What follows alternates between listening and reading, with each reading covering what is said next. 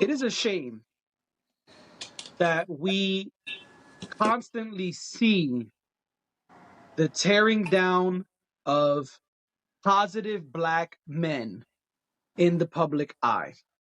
This is not the first time something like this has happened.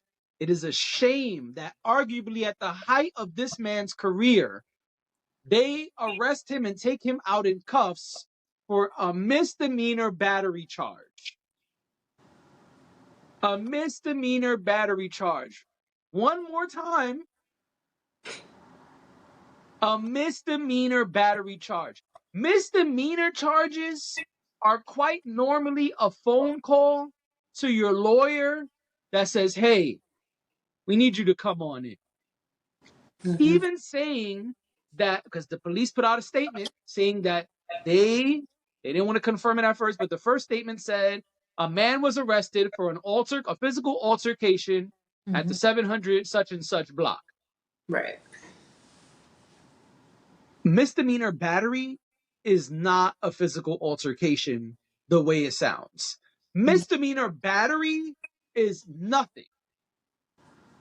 Killer Mike was released the same night and got back to the Grammy party. But what they made sure to do was put a stain on arguably the greatest night of his career.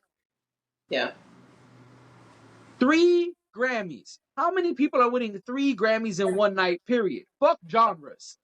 Any genre. How many people are winning 3 Grammys the same night? Not many. That's the answer. Right. And so we wait till this man wins 3 Grammys and sweep up the big scary black man and take him off the streets for a few minutes because we got to make sure that our presence is felt in LA.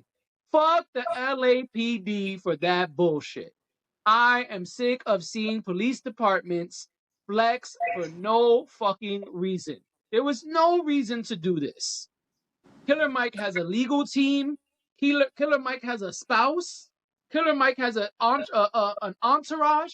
You could have called any one of those people and been like, hey, we know what happened a little while ago, even if it was at the Grammys. We saw Will Smith smack the taste out of Chris Rock's mouth and sit down and enjoy the rest of the awards and win the awards. Why the fuck we gotta see Killer Mike getting escorted out in cuffs? It's fucking bullshit. Yeah. I don't like it. I don't appreciate it. Fuck the LAPD. And I am sick of seeing stuff like this. Killer Mike has spoken positively. He has tried to make change within our neighborhoods. He's trying to do a lot of things for the black community. And that's why they did this bullshit. If I'm wrong, cool. Put it in the comments. But I don't see how somebody I know who's not a celebrity has gotten a phone call and said, hey, there's a misdemeanor charge against you. Please come to the precinct in the next 24 hours. But Killer Mike, who's a celebrity, who's a staple in the Atlanta black community, in the Atlanta community, period, and who's there with tons of his peers, has to be escorted out.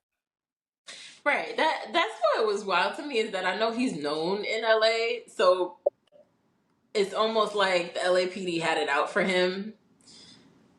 It's like one of those situations where they're like waiting for something to happen so that they could say, "Oh, heard he's gonna be here," or "Oh, you know what I mean?" Like it felt very much like, really, It was strategic. strange. It was planned, clearly.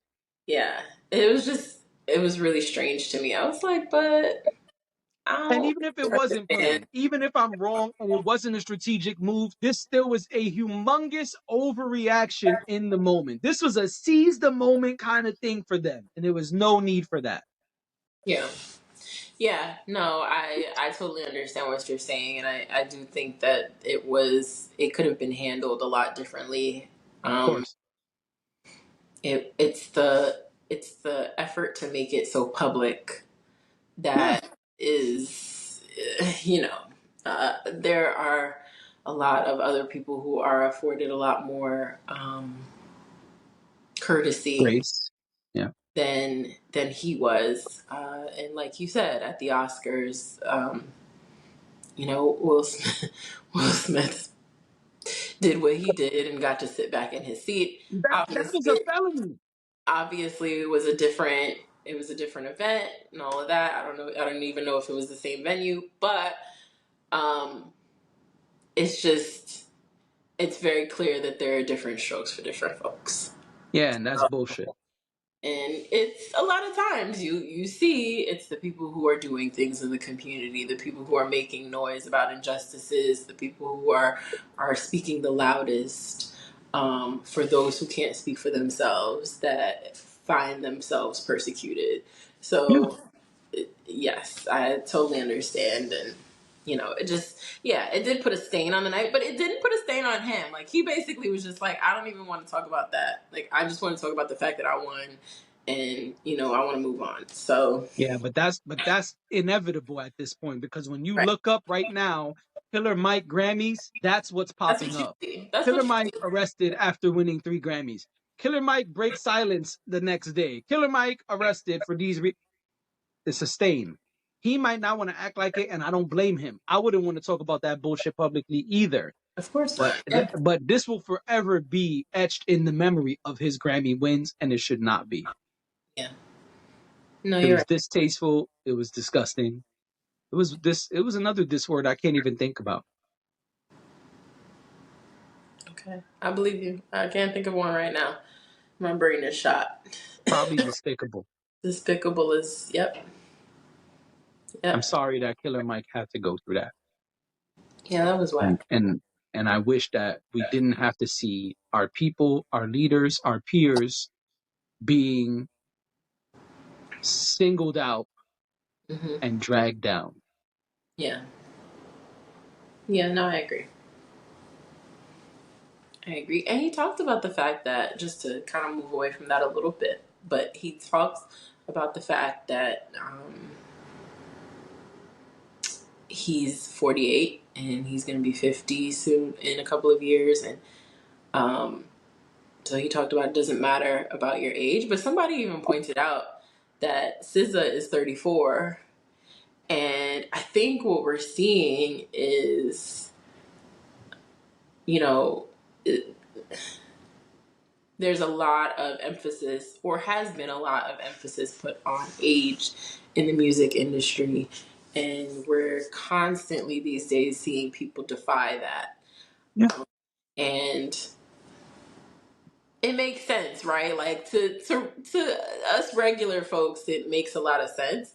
But I think, the music industry has been molded in such a way where that wasn't always the case.